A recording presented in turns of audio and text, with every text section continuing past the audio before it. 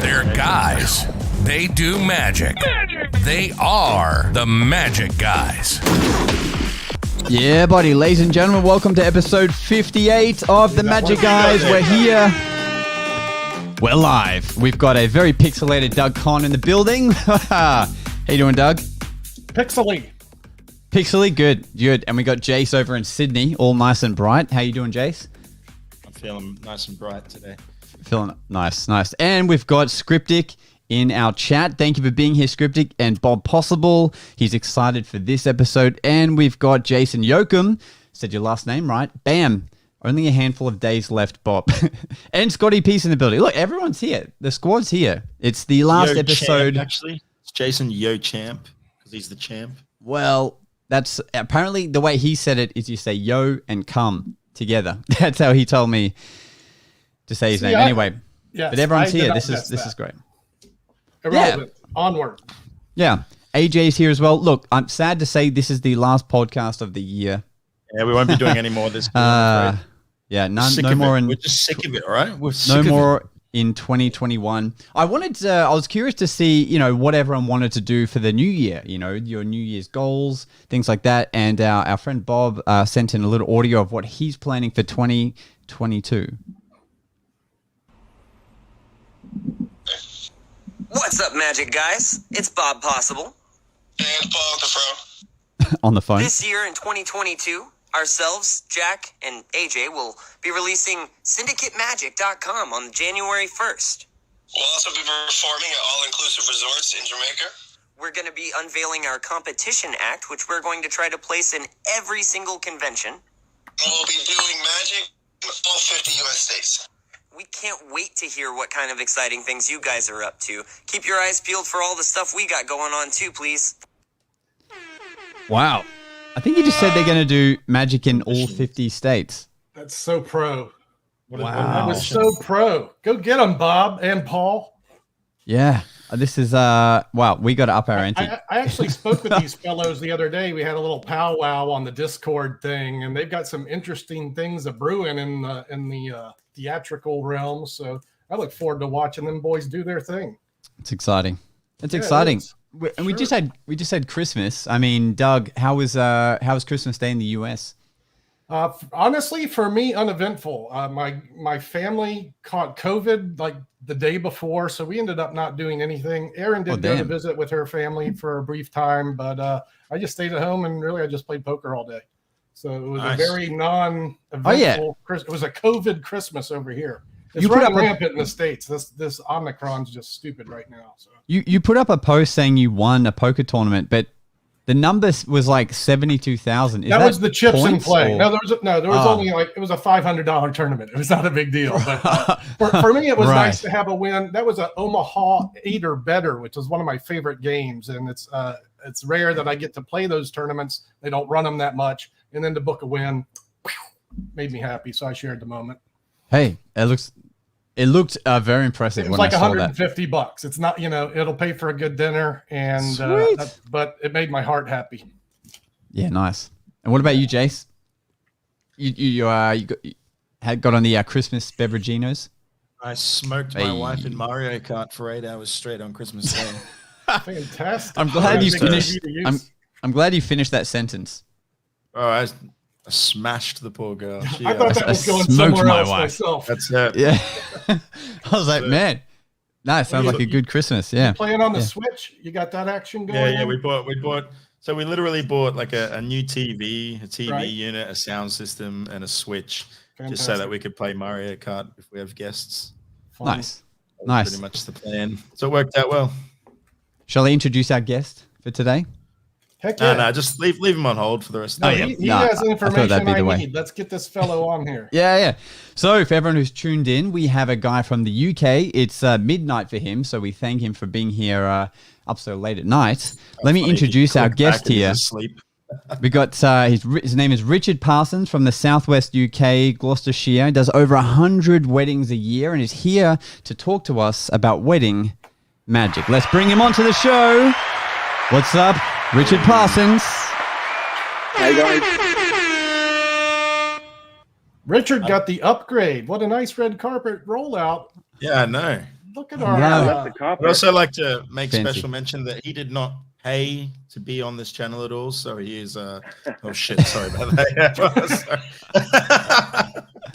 And double thanks for midnight. What a pain in the rear to jump on a podcast at that time. Thank you very much. It's magic talk. It's Oh, like you're crack to welcome. him. Thanks for having me, guys. The advantage that it's midnight is that the kids are off the Wi-Fi, so the connection is stronger. So there are I know advantages. about that. Otherwise, they're all on the Xbox. So everyone's in bed now apart from me. A subtle flex there. You have an Xbox and kids. Wow. A happy life. Wow. You probably have a large Rubik's Cube as well. I have, not to hand. It's somewhere. Nice. So how you doing, man? What's it like this time of year for you? What are you up to at the moment? Yeah, so December is normally a very, very good month for most magicians here in the UK. In fact, in a non-pandemic year, I would expect to be out almost every night in December for corporate events. I still have quite a lot of weddings in November. Winter weddings are very popular here.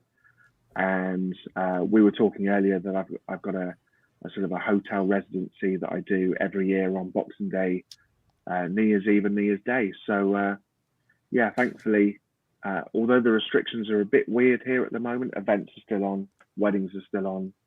So it almost feels like a normal December, just not quite, but it's not far off. It sounds like you've got it all pretty set up there. Like, how long have you been doing this for? Just quickly, like a little Gutbuster Mike has gotten COVID. Our good friend Gutbuster. Oh no! Look, I think half the United States feeling has okay. COVID right now with Omicron. Everyone has it. It's stupid here. I was driving in the street perform today, and I saw a line going around the block for people to be tested. I don't want to dwell on it, but it's horrible in this country. No surprise. We're doing all the lateral flow tests and that agonizing 15-minute wait to see whether the line comes up or not. Yep. Doing loads of those. But let me go back to something you mentioned before, and let's not talk about this horrible situation. Hotel residency. When you say that, are you working the whole hotel? Are you working events, restaurants, the bar? You just kind of work the hotel? What do you do there? Yeah, so this is one of the luxury hotels in the Cotswolds, and I just got to know the event manager there through doing weddings at the same hotel, and they have like a Christmas and New Year's Eve package where people will book the hotel for like 3 nights over Christmas, and included in that money they'll have, say, stuff during the day. They'll have obviously a Christmas meal on Christmas Day. They'll have, say, casino tables they had last night, as well as myself going around the restaurant. So it's just something that I'm booked for a few nights, every year, which is great. As soon as January comes around, the hotel emails me and says, please, can we have you back in December? So they've been very good to me, and I've been at the same hotel, for several years now. So that's, it's a nice gig. It's got to be nice. I can relate. I worked at a nice hotel in the French Quarter for a few years. What? No, nothing. What? I just worked the restaurant. It was a Sunday brunch is what I worked. So it was not an enjoyable gig for me, actually, working the brunch, because people always eat. They walk in and eat. And you, as a magician, when do you enter that situation? Doug, was this the one? Was this the one where you had to? I like to follow the people carrying around the hors d'oeuvres, and as soon as they're about to hand them out, I say, "All right, pick a card," and I just get in the way of them. Yeah, I find that to be the most entertaining. There's none of that. Yeah. The buffet. It was a brunch situation, which was help yourself to the buffet. So these people would come in and just start loading their plates up. So it required a great finesse to work the tables. Still rope magic. Like it. What I was getting at was, here's the point. Great place to book gigs from. The good hotels bring in the good clients, and that's lucrative. That's what I found. Yeah, absolutely. I leave a business card with every table. Yeah. Even if it's just a couple. There tend to be lots of tables of 2 and a couple of big tables at this hotel. How long, no pun intended, how long would you say that you spend at each table? It depends on what's happening and whether I'm interrupted by the food or not. But probably 5-10 minutes with each group. I might spend longer if there's a bigger table. With a couple, I want to let them carry on talking, And obviously there's a bit of a weird dynamic with 3 people if you're stood there. So with couples, I'll definitely be a little bit shorter at the table, let them carry on. And with groups, so for example, one table last night had a couple of children on it, so I made a big fuss of them and got them involved. So each table might be slightly different. So let's go back to the wedding magic. Now, you told me you're doing over 100 weddings a year. Yeah. How is that so? How are you, in countries can't believe even like 100 people are still getting married a year. Haven't they? Like, yeah, exactly. Like to schedule. premise this, if I think how many weddings I do a year, like actual weddings, maybe it's 10, Like, what about you, Jace? Wow. How many weddings do you reckon you're doing? I don't know, 1 or 2 a year. Yeah. And what about you, Doug? I seldom do weddings. I did one last year. Yeah. It was like I bet it was a good one one. of the decade for me. I never do weddings. This was just for my notoriety on TikTok. Someone. Nice. So, yeah, 100 weddings. Tell us about it. Tell us the workings. What's going on there. This is the information I want. Yeah. So because I was saying earlier, wasn't I, when we were chatting, that it seems to be quite a UK thing. It is very common in UK. Every magician friend that I've got in the UK, we all do a lot of weddings. It seems like a perfect fit. A wedding reception is what you're working, right? The reception after the event, or. Well, this is what I was going to say. So I offer 1 of 2 time slots for each wedding. Okay. And quite often I will do 2 weddings in a day if I can. So depending on I don't know if the structure of weddings is different in America, but over here in the UK we have the ceremony, then normally a drinks reception and group photos and throwing the confetti. Then they have the meal, and then after the meal there's a bit of a weird lull where no one really does anything. And then obviously you've got the dancing and cutting the cake later on in the evening and the first dance. Okay. So the way that I do it is I offer walk around magic, roving magic, either during the drinks reception, so after the ceremony and before the meal, or I offer it after the meal, so early evening. Okay. Say 6 o'clock till 8 o'clock, or 6:30 to 8:30, something like that. So before the disco and the band really get going and everyone's on the dance floor, there's that couple of hours after the meal where I'll see some of the day guests and some of the night guests that turn up as well. Quite often there'll be extra guests in the evening. Right. So when people inquire, and that's one of the reasons we can do so many weddings, is that when people inquire, I'll say, I can either do a drinks reception or evening magic for you. They pick one. And then if somebody else inquires for the same date, if the location is close enough, then I can say to them, well, I can't do your drinks reception, I'm booked, but I can do after your meal, because there's 2 hours where no one really knows what to do, right? I can bring the energy back up into the room. It's going to be amazing. Gives your photographer something to take photographs of. That seems to work really, really well. I do tend to avoid the meal, the wedding breakfast, because of speeches. So the question mark is, how do you get the booking? Like, do you have an agent that books wedding events? Or is that a common thing for talent agents, or as a magician, people just call you looking for it? Yeah, good question, Doug. So corporate events can often come through agencies, but for weddings, it's almost always either social media. Okay. So I get a lot of wedding inquiries through Instagram. I'm quite active on Instagram. Okay. So a lot of brides in the UK seem to use that, and I'll get just as many inquiries from brides as I will grooms. So do you think you're in a niche there, or do you use hashtags in Instagram posts that might draw attention to that area for people booking these things? Yeah, I definitely use local hashtags. I'm quite lucky in Gloucestershire.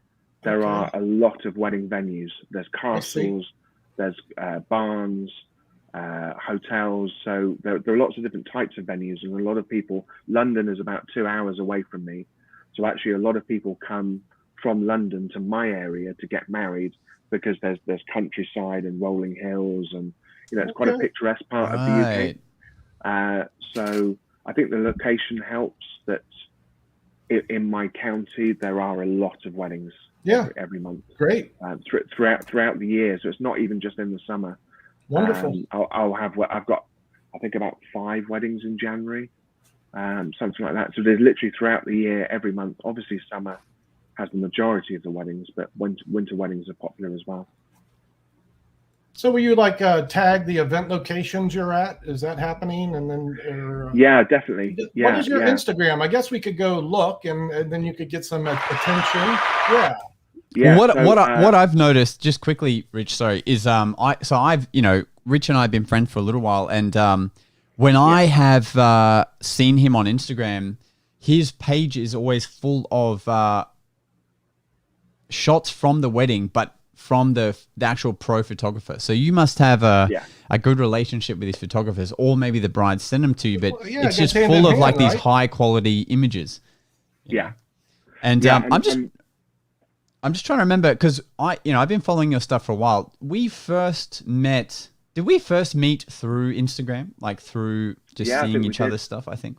Yeah, and then I joined your Facebook group, and just chatting, wasn't it, online? I think Instagram first. Wait a minute, Norbito has a Facebook group. What is this group? Is it for professionals? I understand. Say no more. Go on. Now, what's your group, man? What is the? Pardon me for going off course here, but what's the group? Oh, the group's not active now, but this is probably before our podcast, Doug. This is It was called the Magic of Business. So it was like professionals just wanting to share ideas. Yeah, this is why I'm unaware of it. Yeah, but now we have the podcast where we talk about this stuff anyway, so it's a bit more active. Cool. Okay, then. Question. But answered. Yeah. So how do you get these photos? Are the brides and grooms just sending them to you, or? Yeah, so I normally get either situation. So either the bride and groom will contact me afterwards, and they will just literally send them through. If I can't remember the photographer, I'll always ask the bride and groom, can you remind me who the photographer was, so that I can credit them in the photos. I think crediting is really, really important. As magicians, we know how important crediting is for tricks. So it's important to make sure that if you use an official photo, definitely tag the photographer. But also one little tip that I do in my phone, in my notes, is that I will make a note of where is it? I will make a note when I'm working of who the photographer is. I'll swap business cards with them. I'll try and follow them on Instagram straight away. And then what I'll do, I've got a list on my phone called Ask Photographers, and I set up an with 100 names, and you get to pick any number, and boom, baby, it's the photo photographer. This is good information. It really is good. So I have in this list I have the date of the wedding, the bride and groom, and the photographer's name, and I'll make a note in my diary to set an alert 8 weeks after the wedding. Wow! Because I need to allow time for the photographer to edit the photos. And after 8 Bob, weeks, are you listening? I'll then get a reminder, so I can ping off an Instagram message or an email to say, hey Stu, hope you're well. Do you remember that wedding that we did in the summer? I just wonder whether the bride and groom have got any photos, have got their official album yet, have they got their photos.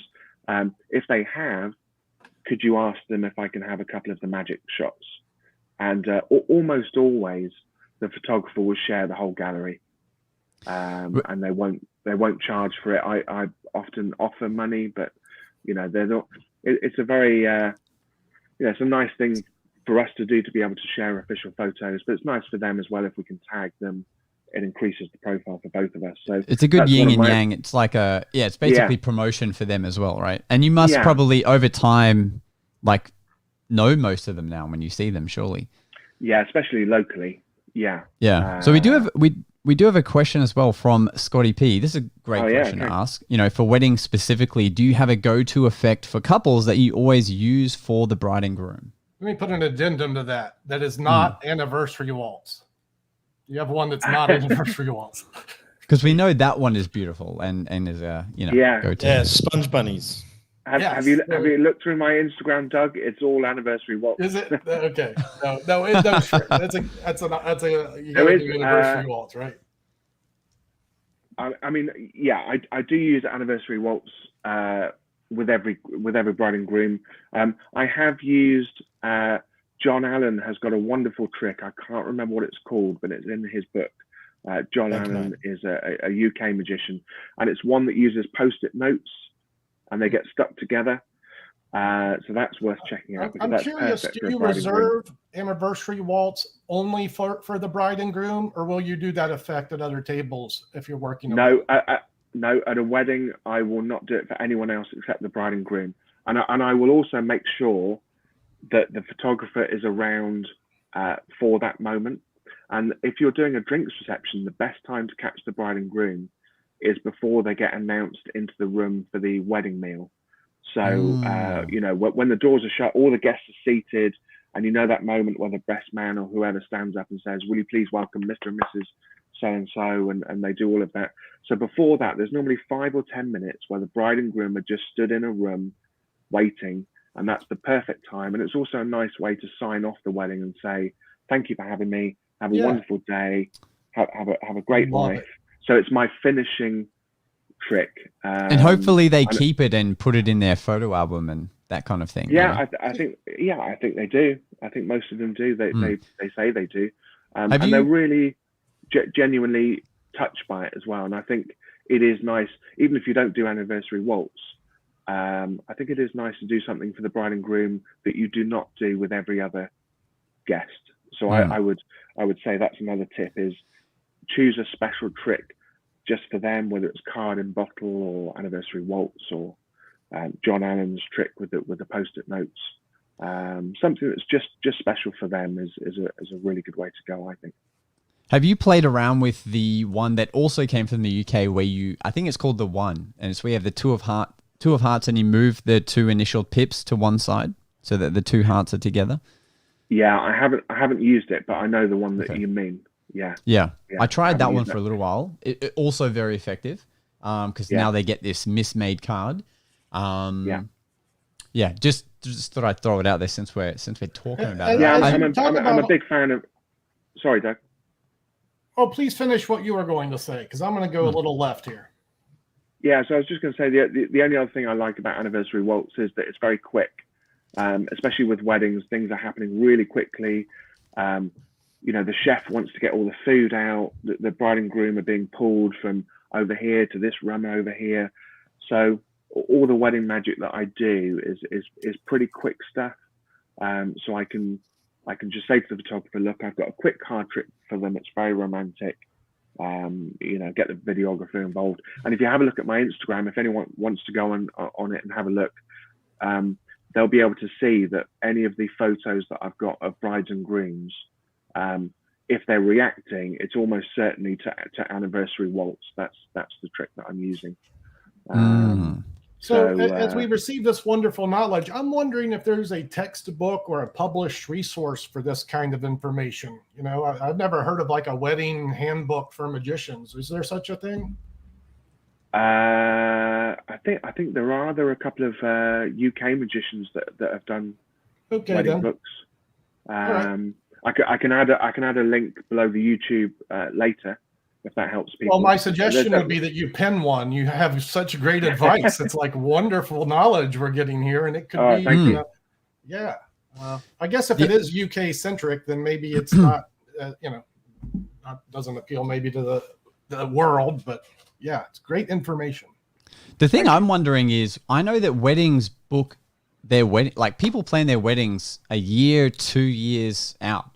So how are you coordinating your calendar with wedding gigs and corporate gigs that you're doing? Like how far out are you getting booked for weddings?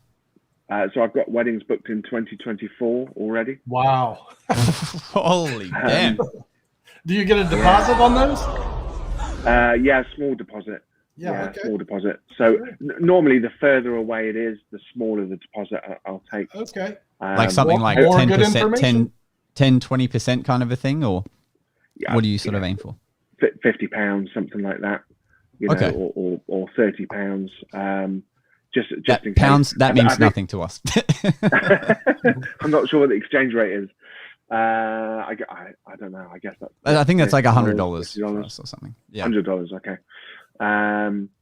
So yeah, the only thing that can get slightly difficult if you're booking people further and further away, the further away the wedding is, the less likely they will know the exact timings of their day.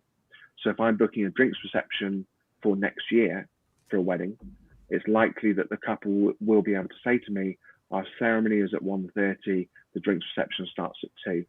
If I'm booking a wedding in for 2023, the chances are the couple are going to say on an email, we're not really sure what time the drink reception is going to start. So you have to be a little bit flexible. So there in my diary, I will just block out the whole afternoon, and I'll put a note to say, not sure of exact timings. We think the ceremony is going to be 1:30 or something. So that does happen. The further away it gets booked, the less specific people tend to be. Obviously, they know the venue and the date, but don't be surprised if people aren't sure about the finer details. And I just chase them up nearer the time. Or if I get another inquiry for that date, I will then chase the bride and groom and say, hey, I've got the possibility of working at another gig that day. Can we now confirm the time so that I can check the distance between the two weddings?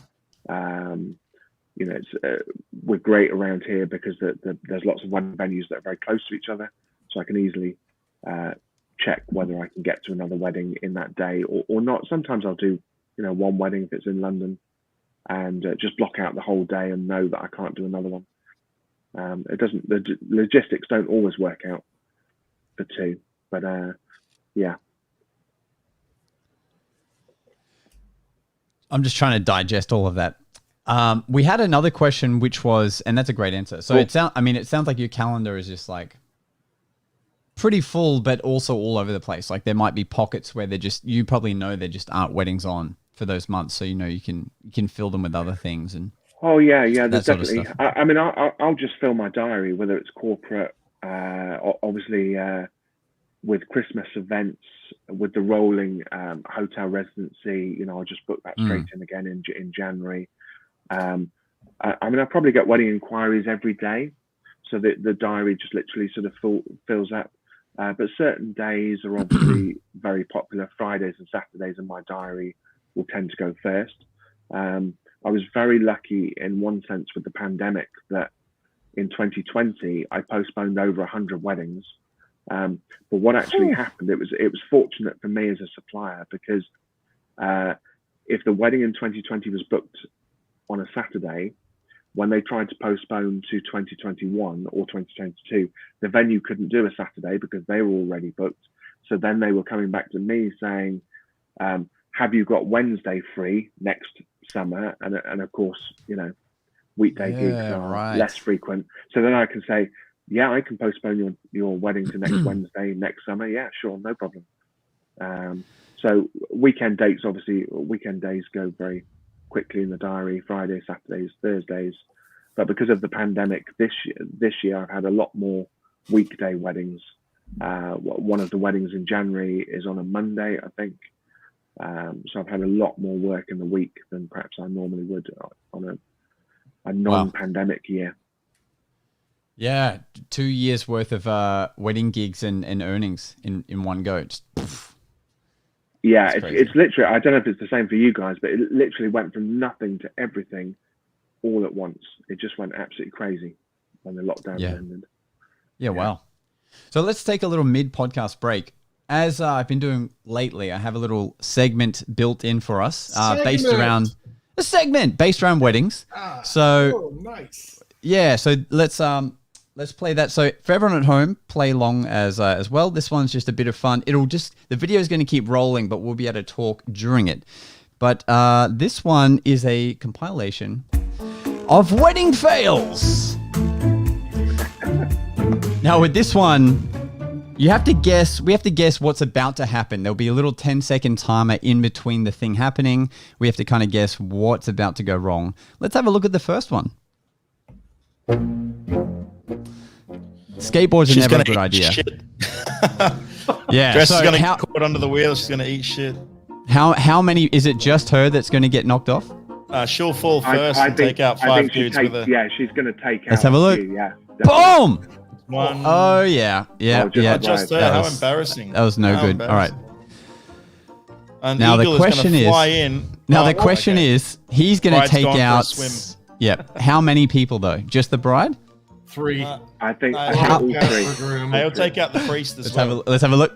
Yeah. Yes, priest. Yeah, nice.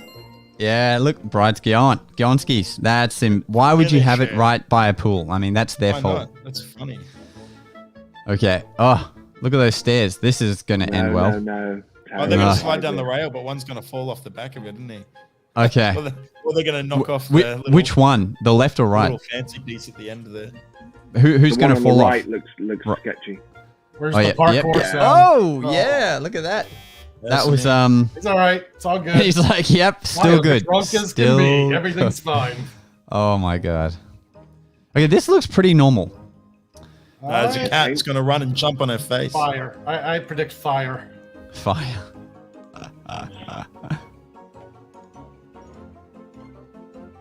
Pants. His pants. Pants. Down? Pants. Yep. That's great. That's not fire. Lost his pants. That was a little bit fire. They're going in the drink. Yeah, everyone's going. Yeah. There you go. Okay, how many do you think will escape? None of them. 0.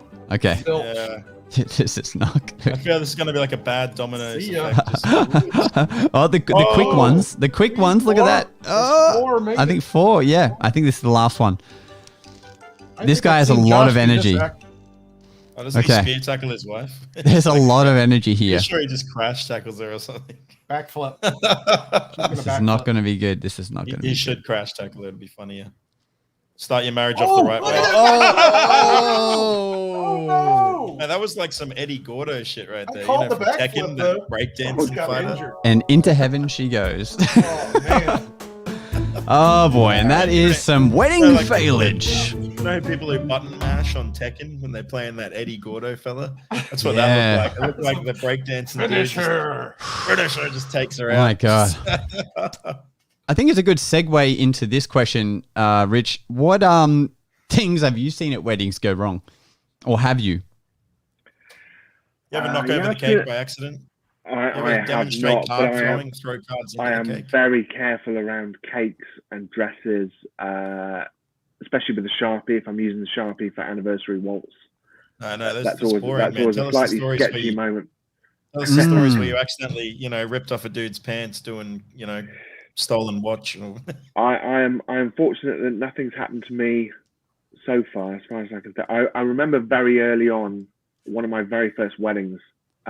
It wasn't my fault, but I asked to borrow a bill to do a switch. And as the girl was leaning over, she knocked a glass of red wine over another guest, all over her dress. So that was a terrible moment. That was just... And then you did wave and restore the dress, right? I wish. I wish. I gave her my business card and said, if you want me to pay for the dry cleaning, I'll pay for it. But she was good. She was fun. The thing is, with UK weddings, people have had a beer or two, so but by the evening, people don't mind that much. But yeah, and not that it has to be something you did, but but surely you've witnessed some funny incidents, right? Like I did one recently, a few months back by a lake, and I said to the groom, I'm like, how long before you think? Yeah, I was like, how long before you think someone ends up in this water? And like 30 seconds later, you hear the biggest bomb dive splash because someone's just jumped in for no reason. Yeah, I haven't seen that at weddings. I have at corporate events and private parties where people have jumped into pools fully clothed or pushed someone else in. And I have heard of some weddings ending up in fights, but that's quite often after I've left. If I do the early evening slot, I'll later hear from the photographer, oh yeah, the police were called. The two brothers ended up fighting or something. Okay. What's the weirdest wedding theme you've seen? The weirdest wedding theme? Yeah. I had one. There's a wonderful castle down the road where I do a lot of work called Berkeley Castle. It's very famous in the UK, and they do private weddings there. And one couple had every single guest dress up in medieval costume, including me. So I had to wear robes, which was a bit strange. And they literally spent thousands on costumes. So they paid for all of their guests to dress up. Wow. And obviously in this amazing banquet in this castle. But weirdly, the thing that I remember is there was one Roman centurion. So I don't know whether they ran out of costumes or whether he didn't get the memo. But out of all the someone from a different era. Definitely. Yeah, it was definitely a Roman centurion. So that was kind of weird, but amazing at the same time, because obviously the dress code suited the castle. But what do you guys think of like a minions themed wedding? You can see the groom there dressed up as a minion. Wow, is that real? Absolutely beautiful, isn't it? So we should do that. Have you ever been to one of those before? That would be so sick. I've done Star Wars weddings, so I've been at weddings where they've had stormtroopers. Do they have the weird like lightsaber fight in the middle of the dance floor? They might have done. I probably went by then. I was probably gone. But I've definitely seen Darth Vader and stormtroopers walking people down the aisle. Star Wars seems to be popular. But have you ever seen the Walking Dead wedding? The Walking Dead wedding. That is terrifying. That's You may now eat the bride's face. That takes having to do your makeup to another level. That's Imagine that. What country was that? I don't know, probably America. All the crazy stuff happens in America. Probably America, isn't it? so in Australia, Aussies love their banter, but I know that in the UK they love their banter as well. So how, what are the heckles like in the weddings or in the gigs over there at least? When's the magic start? Are you getting the common lines? Yeah, we get all Make of my them. wife disappear. Made my wife disappear. One of the worst ones is where another guy will say, "Give us your cards, I'll show you a trick." And I'm like, that's the best one. I'm working right now. I'll say to them, I don't come into your office and stand on your desk, do I? I come into your workplace and slap the burger out of your I don't hand, come into your work, do I? You're on my stage, so I never give out my cards. I never let people. You never give them out. I think that's the best time to give them out.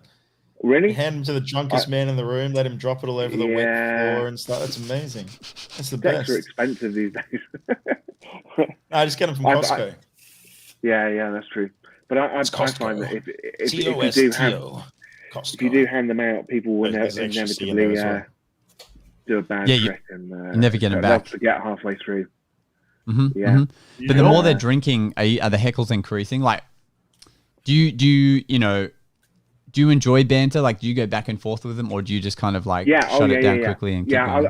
I'll encourage it. I will shut it down if it gets too feisty. I find if people get drunk, they get more grabby.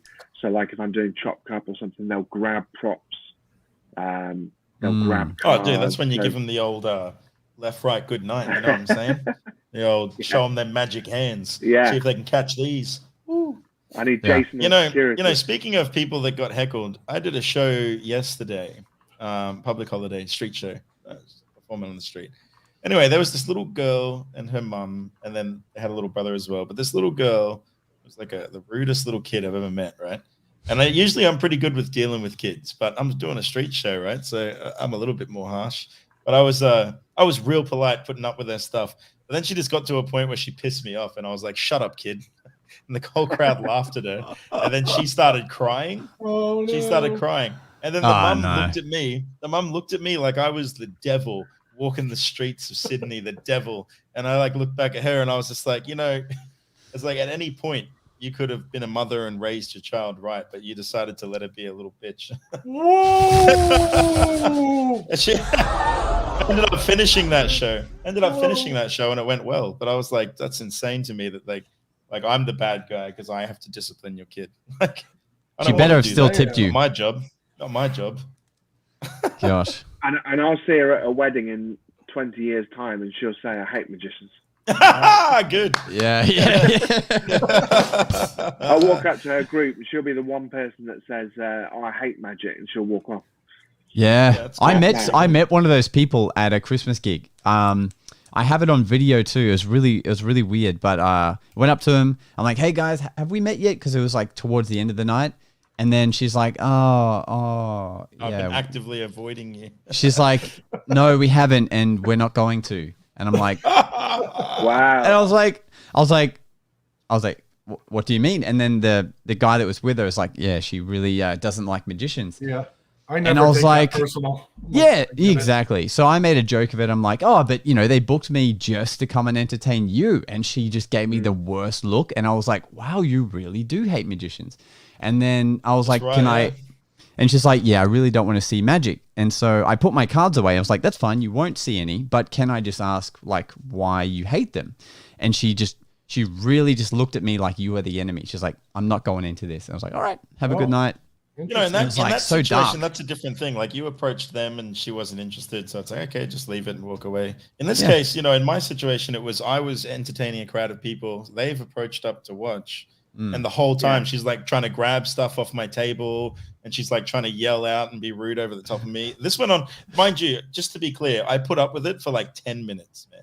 For 10 minutes. I even made a joke to the mum. I was like, hey mum, you gonna grab your kid? Like, and at no point did the mother help at all. She's like, no, she's having fun. And I'm like, might be fun gonna for learn you, today. but it's not fun for me. I had a similar experience at a professional engagement where this child was maybe autistic or mentally challenged, and this was some well-to-do people where I could not blow my cool or use some of the street moves that we might use. And man, what a challenging situation where these parents will not stop their children from coming up and grabbing your props off your table. And if you are flustered with it in a professional environment once or twice, you would think the parents would have the understanding to corral their children. Yeah, just like, hey, is it cool if you grab your kid, man? Like, Are there a lot of kids at these wedding gigs you're doing? Because now usually... I know what to do. I'm learning so much. Now I know.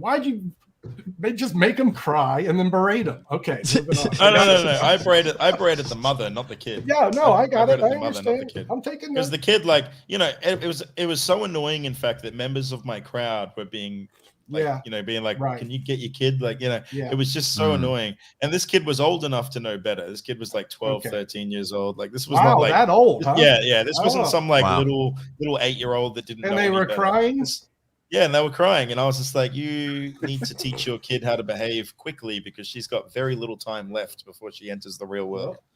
Like, like in that situation, it was very polite. I feel like I handled it quite polite, to be honest. There's a difference, isn't there, between a heckle, because sometimes the banter is hilarious, what people say, what people come out with.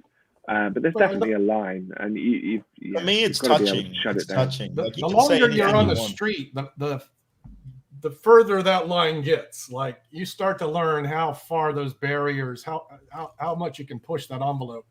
Yeah. Apparently, you can call a kid a whiny bitch. That's the line. You know what though? I'm willing to bet that kid will never harass a street performer again. Well played, sir.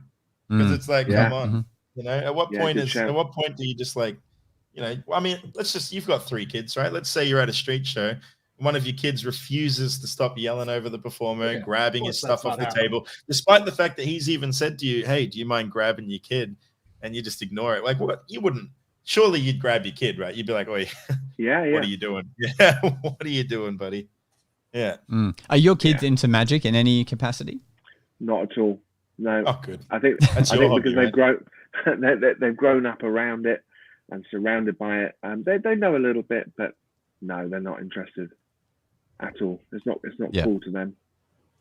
Cool. Yeah, that's what Dad does. Raised them well. Congratulations. Yeah. Yeah. And it's just to them it's just my job. I say to them, I've got a gig today or whatever. Because they're quite grown up. Your kids, you said, right? Like teenagers. 18, 15, 13 boys, 3 boys. Yeah, wow. They're all grown. They're all into sport and sport, gaming, football, American football. All sorts of different sports. So magic doesn't feature. Maybe they'll come back to it later. I don't know. When you're booking a wedding gig, what advice do you have for the fellow Magi's watching? Like, have you picked up any things over the time that sort of finesse them wanting to book a magician or making it easy to book them? What have you kind of learned? Yeah, so I think in your sort of either sales pitch, whether you're talking to the bride and groom at a wedding fair or over email or something, is to kind of remind them why having magic would be such a good idea. So, for example, I will say to them, there are very few entertainment options that will satisfy every age group. And of course, weddings are full of different generations. That's a huge selling point straight away. Yes, you can have a singer. Yes, you can have something else, but I can entertain, the 6-year-old, the 60-year-old, the 90-year-old. Most people, love not really, the really 30-year-old. Yeah, and not that 12-year-old girl at your street show. She's not allowed. No, not her. She's not coming in. Tell her to stay outside. So I would say at some point in the conversation, if you're having a conversation with a prospective bride and groom that might book you, get that in there, that it's such a wonderful piece of entertainment that speaks to a huge audience of different ages. Also, I'm not so sure about. I get the impression that American weddings are a bit shorter and they don't go on as late at night. Possibly, I might be wrong. I think there's more variety in the weddings here. It seems like the weddings you're working are very much like an all-day affair, and that does happen in the States, but they'll mix it up a lot here, right? I mean, here weddings are long days. So again, another thing that I get in the conversation, almost a sales pitchy type of thing, is to say, there are definitely parts of the day where people are just stood around with a drink and they're bored. And there's, so for a drinks reception, for example, I will say to the bride and groom, you will be busy with photos, but you won't notice that there are other guests standing around with a drink that have no one to talk to. They might know you as a couple, but they don't know anyone else at the wedding. Well, I can draw those people into a crowd, and I can entertain them, and then walk away, and now they're part of a group. So it's really about, I think, if you're talking to a bride and groom, going beyond the magic, and saying what. You're giving them the benefits. You're giving them the benefits, and that's why should I have you at the wedding? Well, it's not just about the magic; it's the impact that I'll have on your day. I'm curious if do you ever do a stage style show? Do you ever book a stand up performance of any kind? No, Doug, that's a great question. I have been asked to, and I have done stage magic, but I definitely do not do that at a wedding. And the simple reason is, I want the walk around roving magic to be subtle, and I do not want to take the limelight away from the bride and groom. And I think, me personally, I think stage magic at a wedding is just a step too far. It's not a corporate do. It's not a golf dinner. This is someone else's special day. So I think, Josh, I told you you should stop doing shows at weddings. I told you, man. Do you do stage shows at weddings, Josh? Is that something you do regularly? I mean, I'm hardly doing weddings, but maybe one a year is that's why, because you keep doing stage shows. That's right. That's the guy that does the stage. Exactly. We don't want him. Don't hire him. No, but I'm learning a lot. I love that. And I also love the thing you said earlier, which was you doing magic gives the photographer something to get great photos of your guests reacting to. That was beautiful plus. Yeah. I wrote that down. Yeah, because people don't want photographs of them eating or drinking. So as per discussed prior to this podcast, you said you were going to show us your financials from A to B, how much you made exactly, cent to cent, right? I believe we discussed that prior to the thing, right? Yeah, I don't really keep a paper trail. I brought mine, Jason. Yeah, he's like, it's all up here. He just keeps it in a massive chest of gold. In the castle. Just got a cardboard box full of invoices just stuffed into it. Yeah. You tip it onto your accountant's desk at the end of each year. Yeah. And then in terms of, not going into methods and stuff, but just in terms of like I think someone asked the question earlier of like your everyday carry when you're going to a wedding, what sort of stuff can you kind of allude to that you're that you're doing there, or you're taking with you, cards, or you're thinking about? Yeah. Sharpie, cards, sponge bunnies. Sponge bunnies, definitely sponge bunnies. I've really got into rope magic actually. I'm doing fiber optics again, and rope is great for walking around. Yeah, and I got away from it for a while, and I started doing it again actually in the lockdown. I went through rope magic again for my Zoom shows, and use this rope here we right go. here? And do you know what? I forgot how good it is, and the reactions can be incredible. So I carry ropes. I will quite often go back to my case and get different items out. So I don't carry literally everything on me all at once. I don't want to bulk out all of my pockets. But certainly, look at that. He's a master. That's why he's got the followers on TikTok, isn't it? This is for the deaf. Yeah. That effect certainly has a lot to do with it. You know what you do is you rope this up here, and then you take out the spare end from over there, and you put it over here. Does that make sense? Nice. Did you ever used to double up here, and then you'd get the other spare end from just over there, and you can put it over here as well? Do you remember that, Doug? Because they're not really spare ends; they're the real ends, baby. Look at that, equal in length. The only way to fix it is to massage. You got to massage the ends right here like that, and they'll actually fuse back into one piece of rope. Beautiful. You know, a little finesse that Tabaret teaches when you do those moments is to leave a little bite in the middle there and let that drop out as kind of a moment. You did it on the first time you handled that moment, but on the second, you just kind of went through it. So yeah, no, I usually that's a little bit of action. leave a little bite. So you can tell that Jason and Doug very much are with you on doing rope magic. I've got different ropes to you. Remember, mine, the ends come off mine. Oh yeah, that's right. It's rope with no end and end with no rope, but they fuse back together. So that's how mine works. Yeah. That's why I didn't do the little bite at the end of it. There, well, because I have the one where the middle comes off the rope, so that's different than the one where the that would explain that. Yeah, that's that makes I understand. One of the things that it reminded me of doing the ropes is, of course, especially at a drinks reception, people are often holding quite a lot.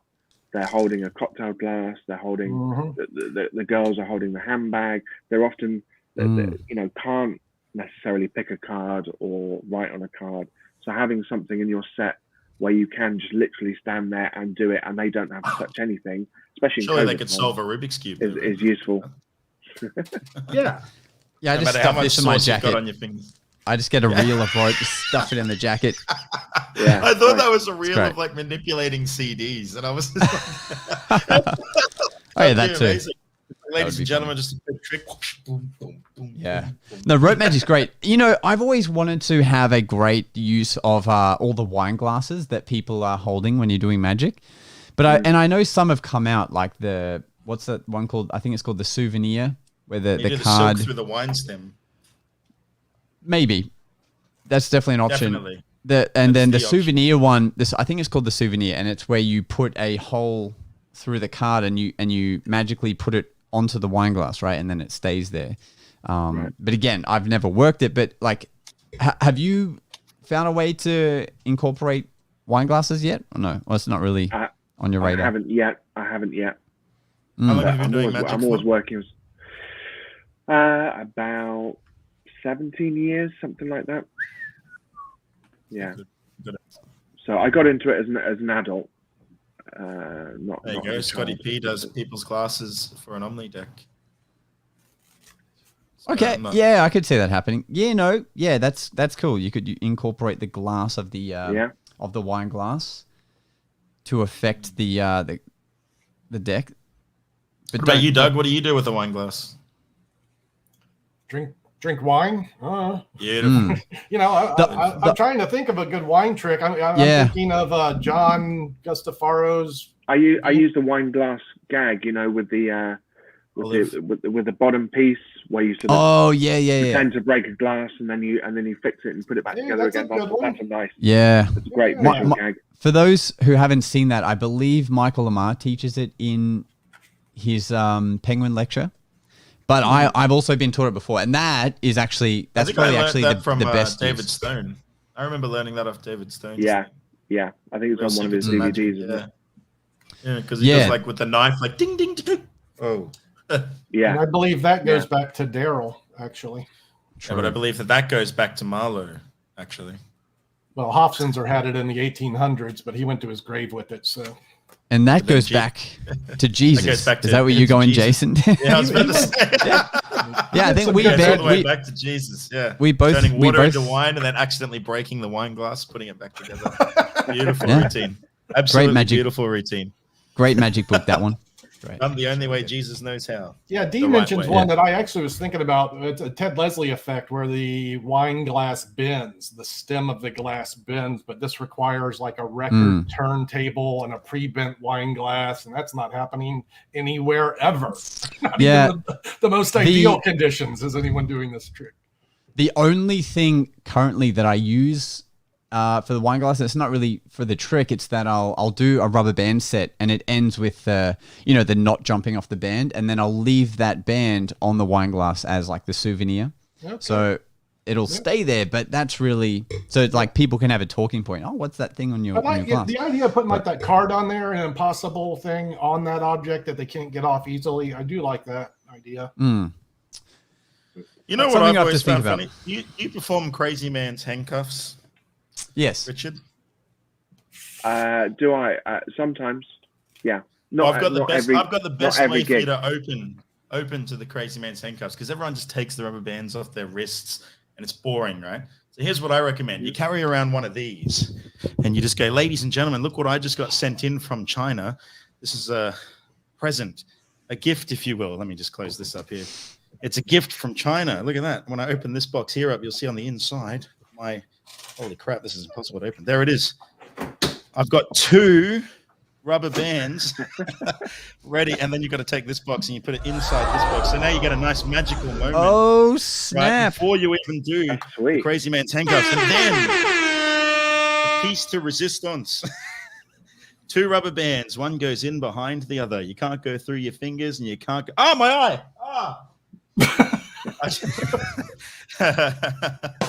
Yeah, that was it. That was all just for that moment. I just thought you guys would enjoy that. No, I think that's a great fix. Yeah, for the opening. Just carry it around. This thing is the best thing for the rubber bands. I think I've shown this before. This is the Brink. I like this very much.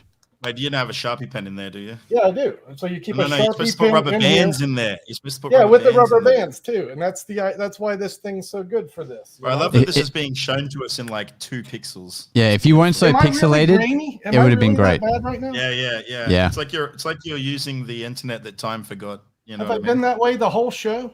Yeah, absolutely, dude. Fantastic. Like, man, you look fantastic, man. Like I can't see a single wrinkle on you, man. You look great. So bizarre. Fortunately, I'm having to change internet providers for this move, so maybe we'll. You should go with a good one, like a good internet. I thought I have fiber optic right now. Like, what's the hiccup? Je ne sais quoi. No, that's a magic trick. That's not internet. Whatever. Yeah, fiber optics is by Richard Sanders. Well, we know that the UK's internet is fine. Australia's internet is fine. It's just the US. So it's your part of the world, Doug. The government, man. Yeah, not enough of you got that 5G. Yeah. Tigger is, hey, it worked. He is very impressed and fooled by the box. How is that box thing possible? I told you. Yeah, buddy. buddy. Opener to the Crazy Man's handcuffs. You see what I mean?